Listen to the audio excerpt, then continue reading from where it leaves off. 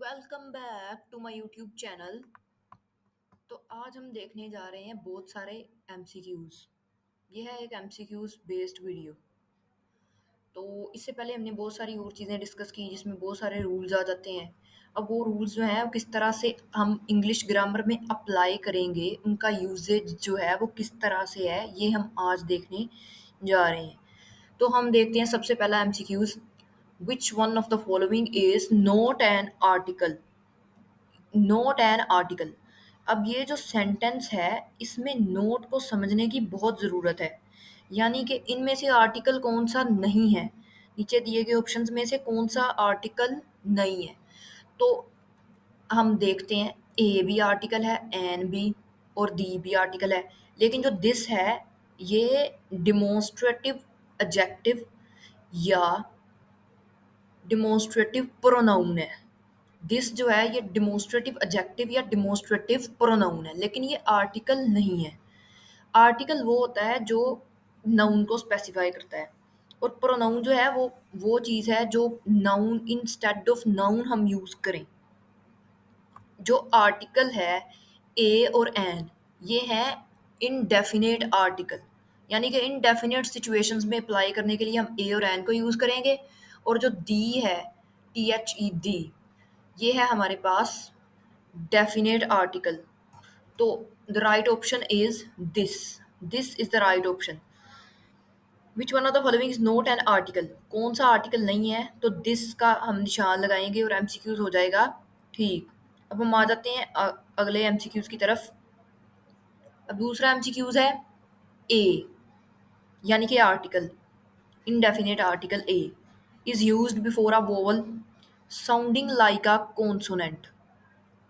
जब हम किसी नाउन से पहले ए या एन इस्तेमाल कर रहे होते हैं तो हम देख रहे होते हैं कि नाउन का साउंड क्या है। साउंड डिटरमिन करता है कि इससे पहले इनडेफिनेट आर्टिकल कौन सा आएगा। अब कुछ वोवल्स ऐसे हैं, A E I O U vowels, ये कॉन्सोनेंट की तरह साउंड करते हैं, वोवल की तरह नहीं। For example university, university, uni से शुरू होता है, तो यू का साउंड ये देता है यूनी। तो इसलिए ये ऑप्शन है ट्रू। तो ए हो जाएगा हमारे पास ऑप्शन। इसीलिए हम इससे पहले आ का यूज़ करेंगे। कभी हमने यूनिवर्सिटी से पहले एन का यूज़ नहीं किया, दो ये एक जो वोवल ही है यू। अब तीसरा एमसीक्यूज है Bismillah Khan plays dash shehnai with great skills.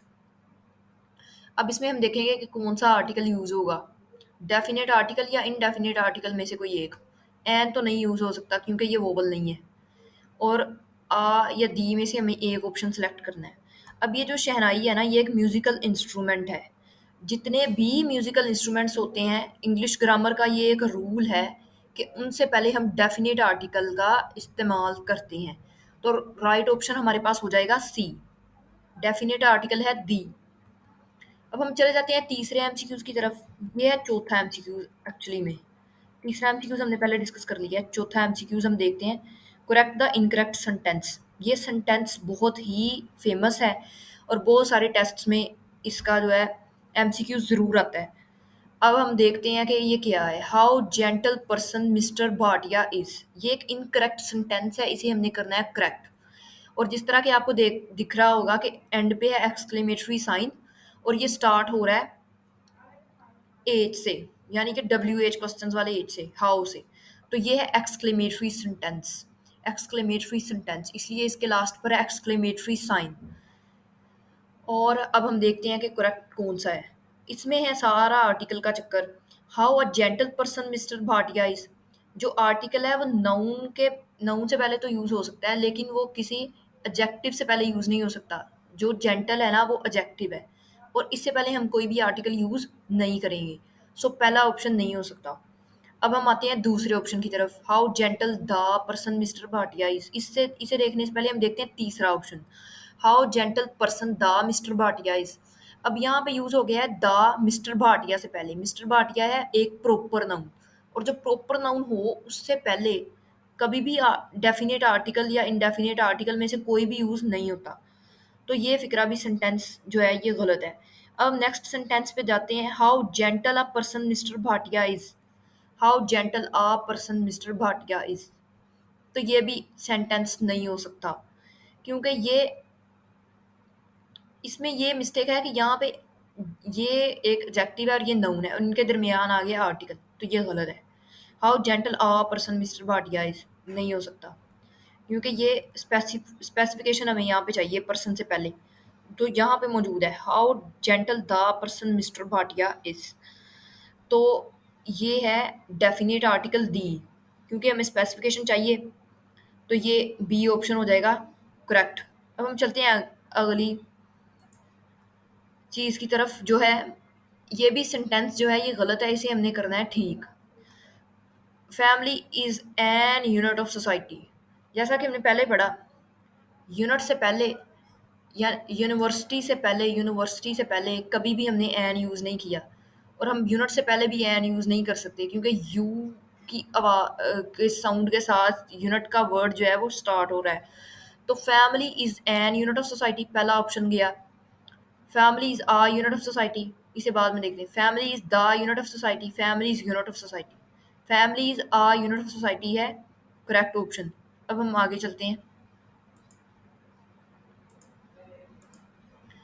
Sun rises in east, sun rises in east, east कहते हैं मशरिक को, ये एक डायरेक्शन है। अब पहला हम देखते हैं option, the sun rises in east. जो जितनी भी डायरेक्शंस होती हैं इनसे पहले दी का इस्तेमाल जो है वो लाजमी होता है डेफिनेट आर्टिकल का, और जो सन है इससे पहले भी दी का इस्तेमाल लाजमी होता है, तो फिर राइट ऑप्शन हो गया the sun rises in the east. B option is the right option, the sun rises in the east. तो ये थी मेरे पास एमसीक्यूज़ की एक वीडियो, बहुत इंपॉर्टेंट एमसीक्यूज़ हैं, बहुत सारे रूल्स भी इसके अंदर डिस्कस हो जाते हैं। तो वीडियो को लाइक ज़रूर करें और कमेंट करें अगर कुछ कोई कन्फ्यूजन रह गई हो तो। अल्लाह हाफिज़।